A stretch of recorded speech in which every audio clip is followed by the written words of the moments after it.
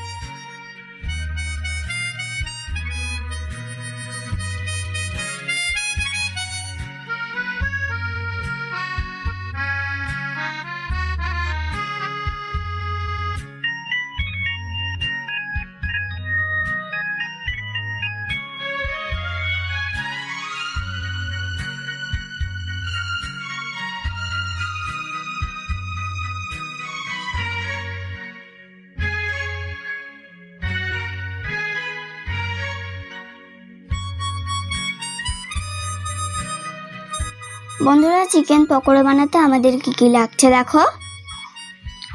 250 গ্রাম মতো বোনলেস মাংস, soya sauce, একটা ডিম, ধনে গুঁড়ো 1 চামচ, জিরে গুঁড়ো 1 চামচ,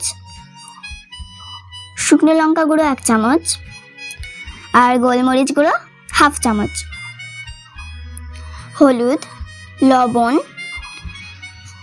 আদা কুচি, একটা মাঝারি সাইজের পেঁয়াজ কুচি, 10-12 কোয়া রসুন, কর্নফ্লাওয়ার, বেসন, আর লাগছে সাদা তেল। বন্ধুরা, আদা রসুন পেঁয়াজ মা শিলে বেটে নেবে। এই যে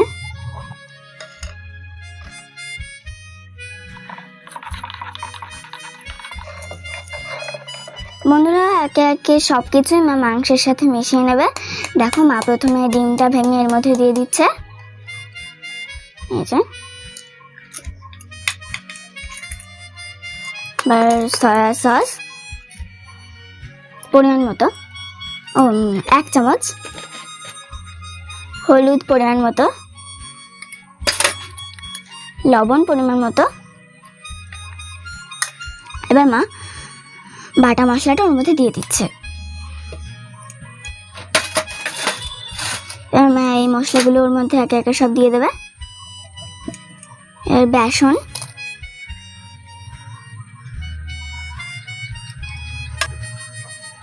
কর্নফ্লাওয়ার 3 চামচ। মা এবার সবকিছু দেখো ভালো করে মিশিয়ে নিচ্ছে। বন্ধুরা, কড়াই গরম হয়ে গেছে, মা এবার পরিমাণ মতো তেল দিয়ে দিচ্ছে।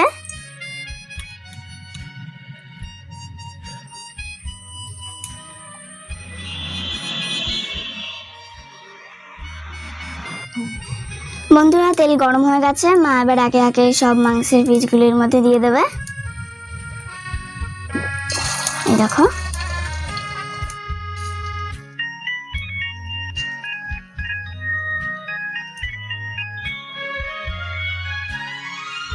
বন্ধুরা দেখো, আমাদের চিকেন পকোড়া একদম রেডি। ঠিক এরকম লাল লাল ভাজা হবে। মা এখন এটাকে নামিয়ে নেবে।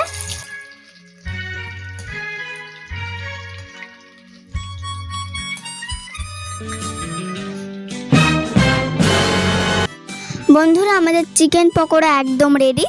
এই দেখো কি সুন্দর। দেখো, আমি মা ভাই সবাই মিলে খাচ্ছি। তো এখন এটা টেস্ট করে দেখবো যেটা কেমন হলো।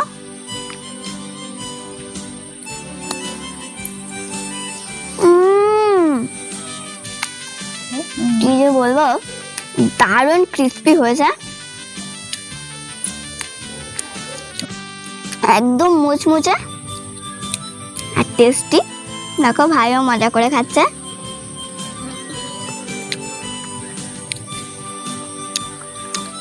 ভালো খেতে, ভালো, খুব ভালো না?